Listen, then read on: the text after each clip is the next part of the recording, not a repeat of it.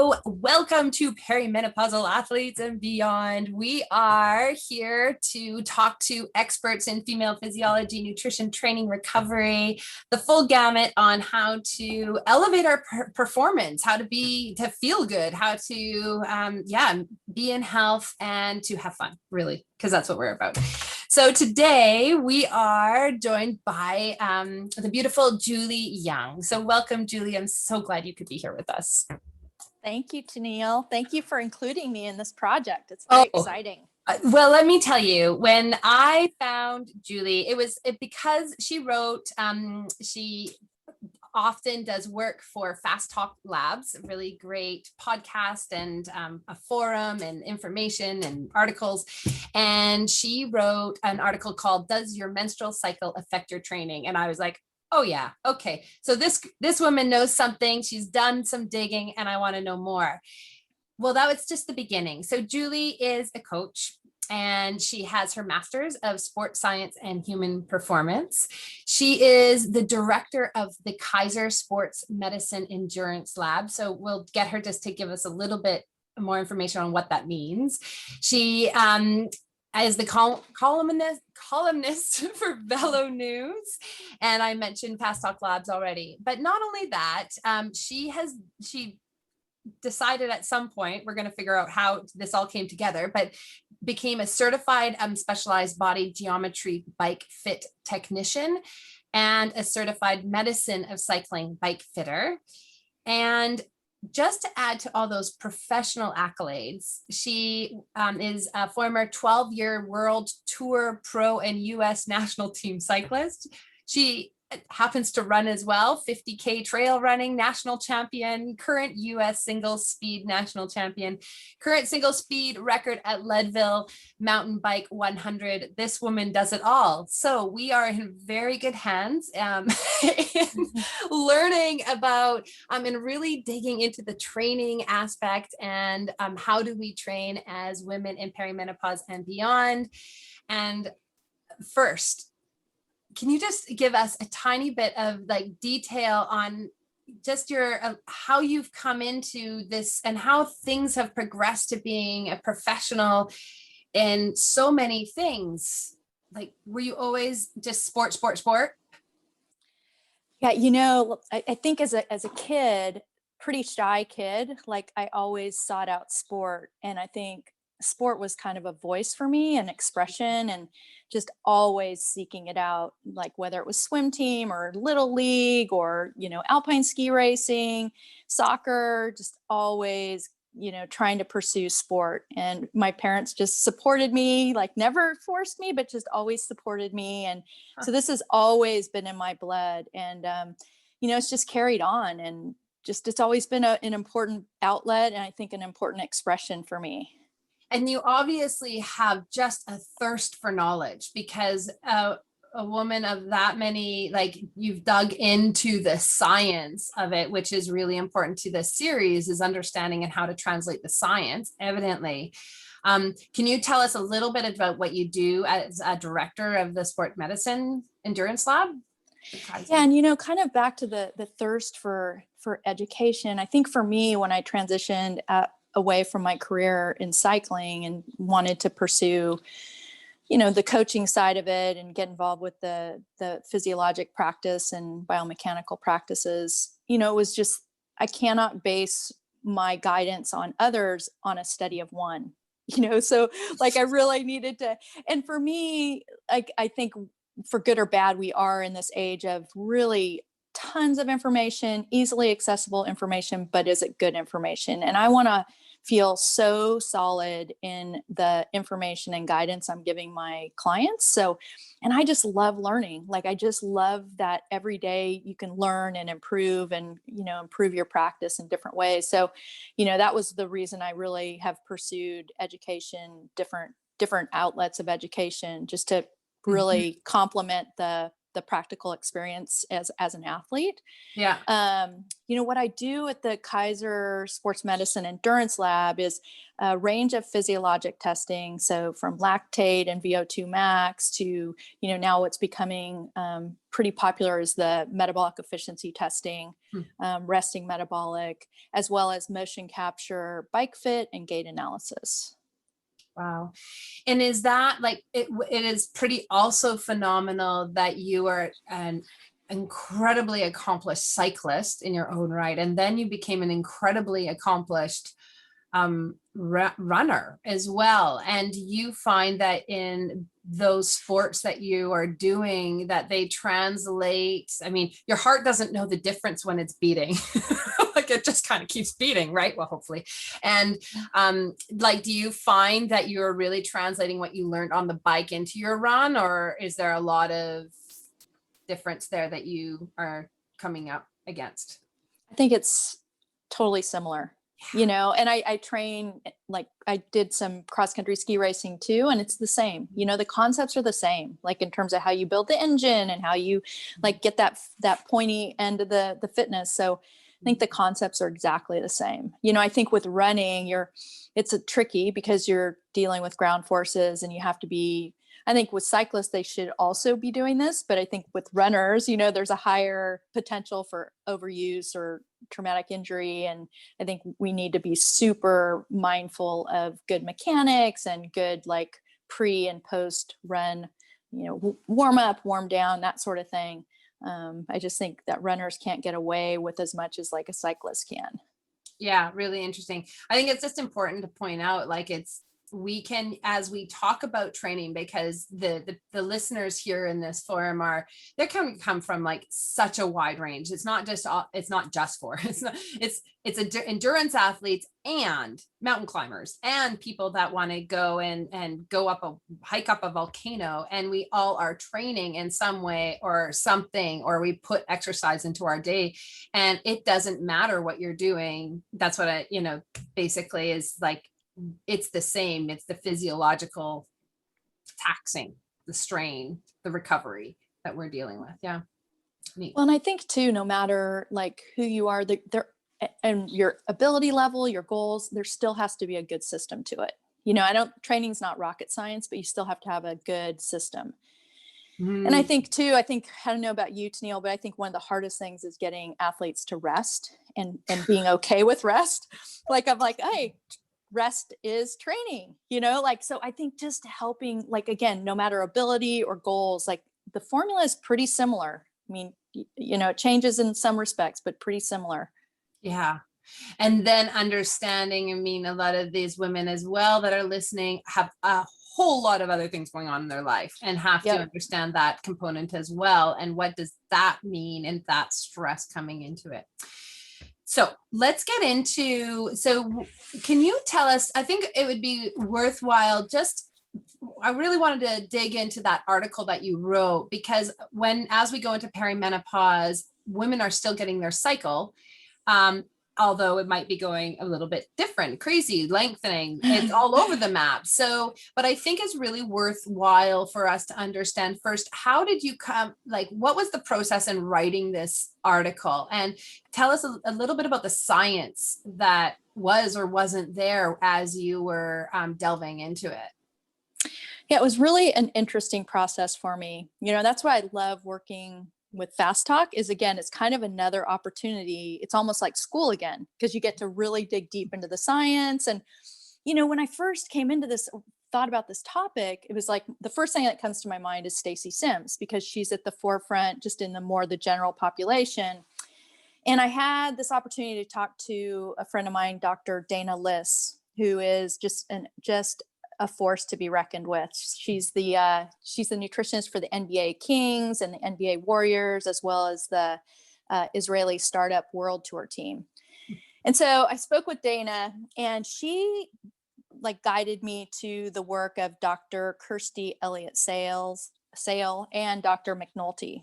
Mm-hmm. And they are just dedicated scientists on this topic. And they point out too, it's like, this has been going on. This isn't something that's just starting. It really has been. They don't want to discount what others before them have done, Right. but they are really dedicated to this, just strictly science. Yeah. And so it was really, for me, amazing to be introduced to their work, and just read, kind of the current state of affairs. Hmm. And what's interesting is that in my own research as well, it's a full gamut. Like a lot of the research in of specifically looking at menstrual health, perimenopause, it's still on quite small populations that we're looking at. And so is there a mass of science? A lot of it is also experience of these practitioners that are going out there. Is that what you found? Well, what I found is that it just because women are so complicated, our physiology is so complicated, Mm. like, and honestly, something else is like, wow, like according to these scientists, there is no such thing as a normal cycle. There's no such thing as a 28-day normal cycle. It's a unicorn. And so kind of understanding that, and I think helping women understand that is so important, because then they don't think like something's wrong. Mm. But our physiology is so complicated. Just the fluctuations. Everyone has different levels of estrogen and progesterone, and then how those levels fluctuate through the month. If you throw in oral contraceptives, another complication. And just because of this, it's been so hard to design studies. And I think Mhm. reading the research is I think they tried to get studies that had similar design protocols. Mhm. And once you get those similar design protocols, it becomes very, very small, in terms of what you're trying to make conclusions off of. And I think that's where they struggle. They just don't feel there's the wealth of data to make like really good conclusions. Yeah. So what I think is interesting is to the point, there is so much variation between every single woman, like on what all those things. So what we need to do, and this is another thing that, is that you wrote about, is that's why we need to really build an awareness and become understanding about our bodies. So can you go into that and how that starts, and what were some of the outcomes of that understanding of like, okay, well, these are the parts that we can get to, that we can start to understand.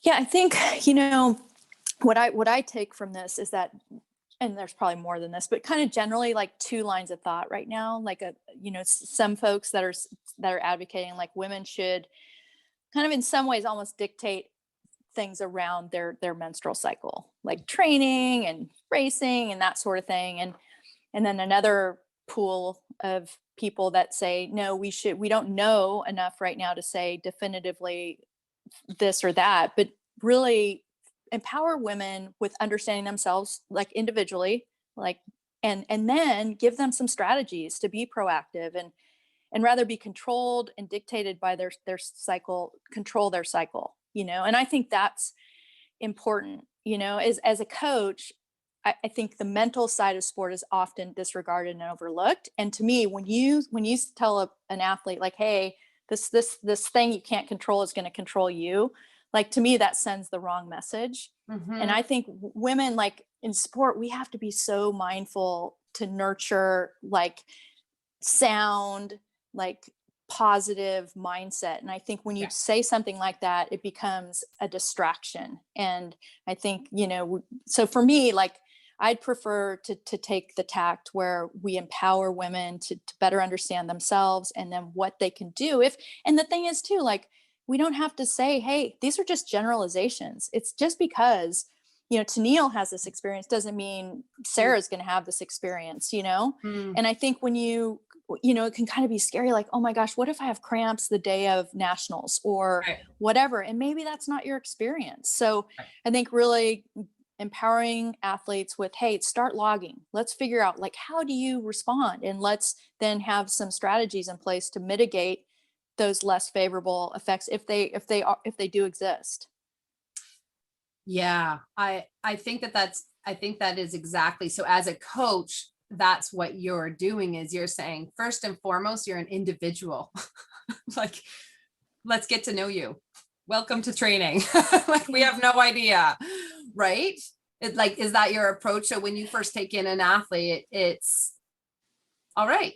These are all the things we know, and these are the things I'm aware of as a coach, because I think that that's the point too. So if there's any men listening and that are, coaching female athletes, it's not that we're going to now all of a sudden follow this program of, 3 weeks, this is your luteal phase, this is your follicular phase, and we're going to do, intensive for 2 weeks, and then we're going to start just going endurance. We're going to say, this is one option.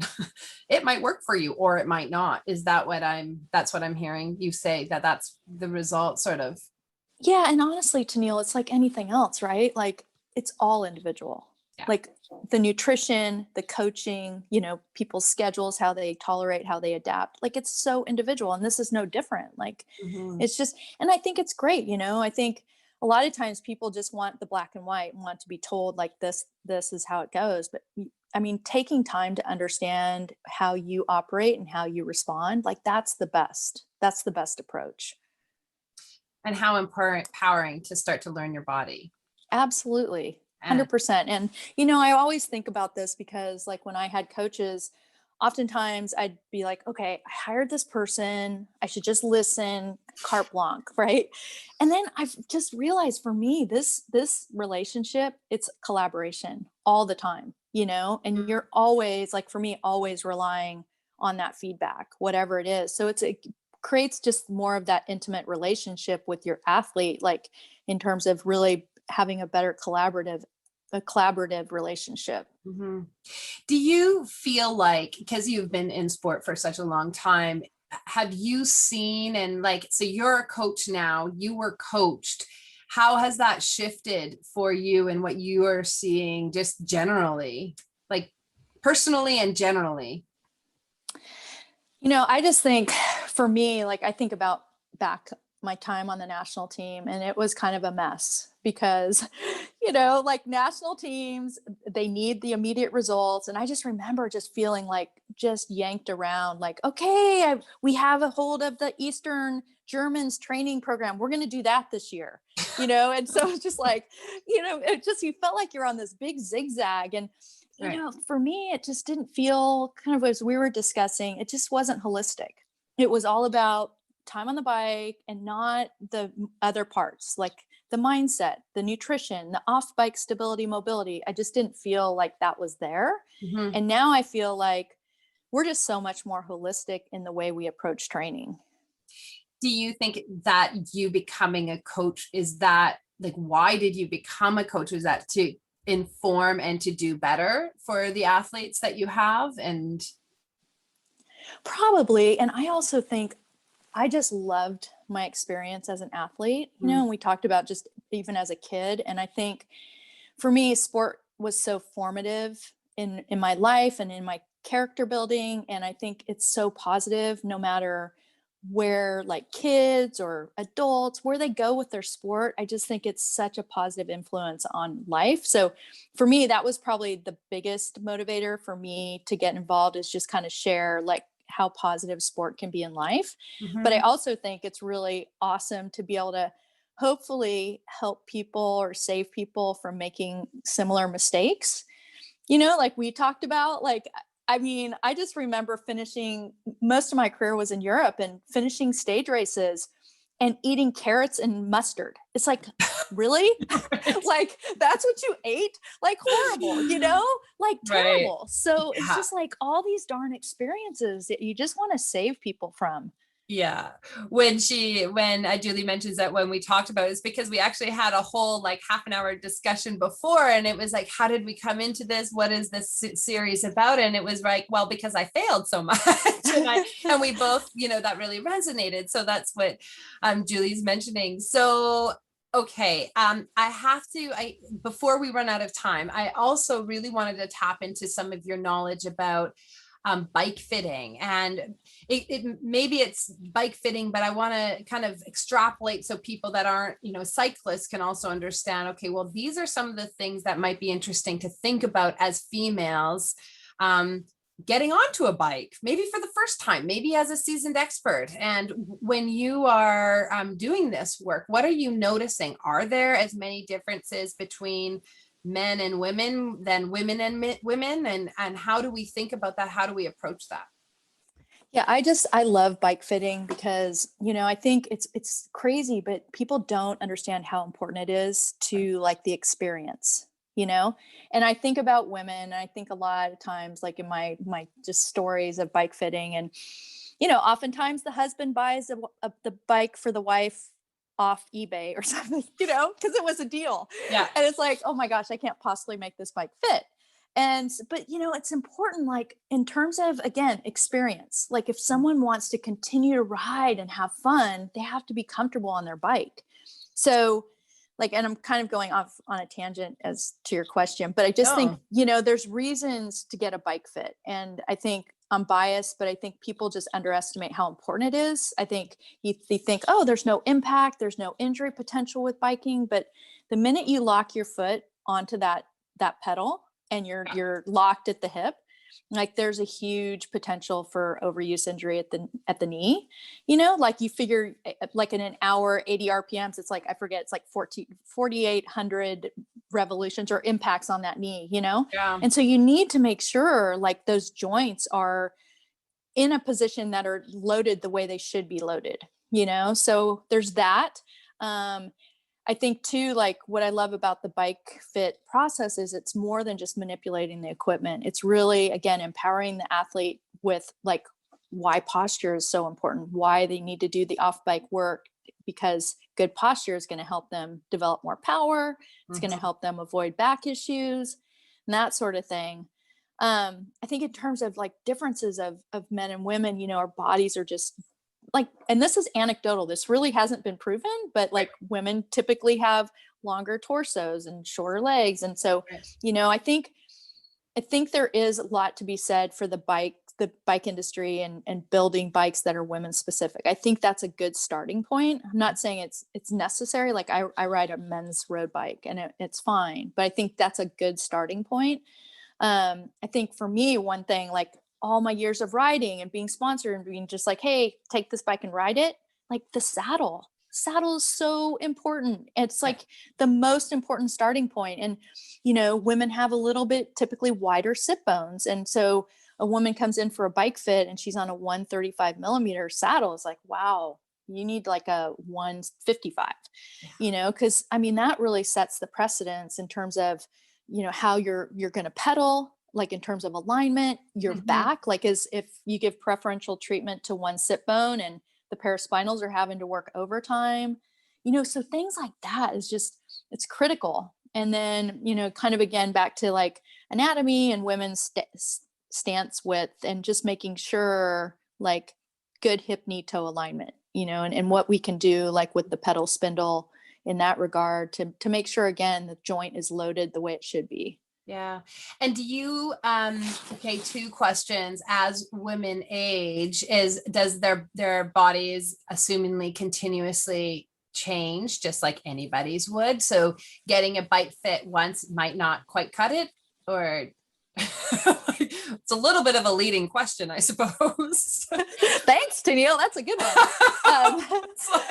Yeah, I mean, that's the thing. Like, and this is another thing that I love about bike fit is you don't realize like how things connect. So posterior chain, like hamstring length, why is that important? Because it allows you to your pelvis to rotate forward with that nice flat back.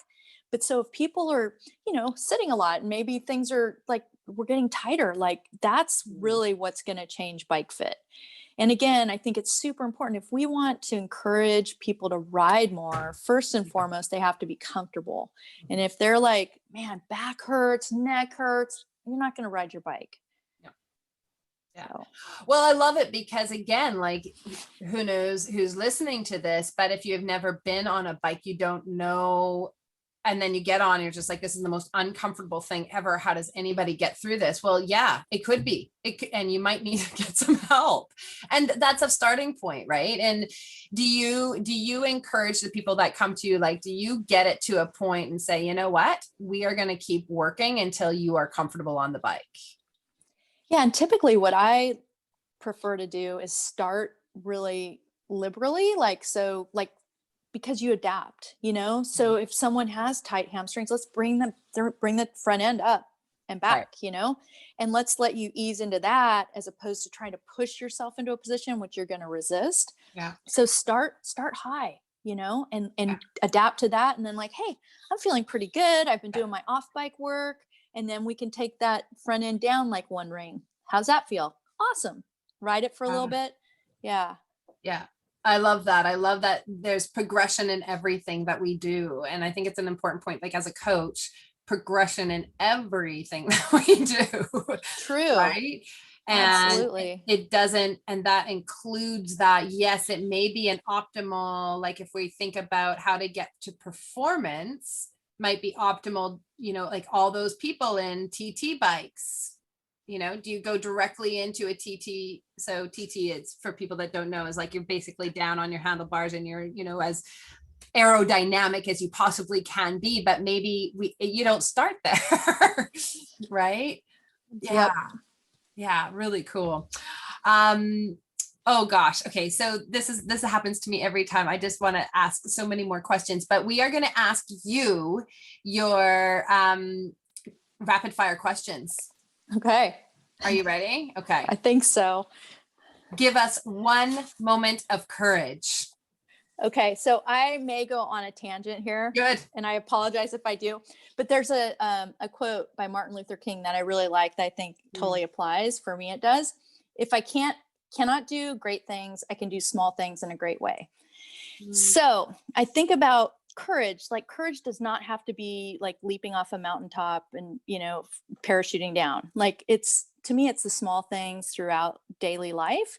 And one thing I think about is like having courage to step out of ruts and routines, and like every single day, like take that opportunity, like see the world with new eyes, think about something in a new way, do something a different way. So that's my courage. I love that. Do you know of anything, like, can you pinpoint something you've done that has gotten you, like it was totally routine and you were able to get yourself, has anything happened lately that you can point to? Well, a little bit. So it's kind of like through COVID, everybody's had to pull back and live a pretty recluse life. Yeah. And so it's like last night I jumped into a fast-paced group ride with a bunch of guys, and it was just, I did it all the time pre-COVID, but it was like, okay, I'm going to get out of this rut, this COVID rut, and I'm going to start getting back into it. And so it just feels super good and stimulating. And I think otherwise life can get pretty stale. Yeah.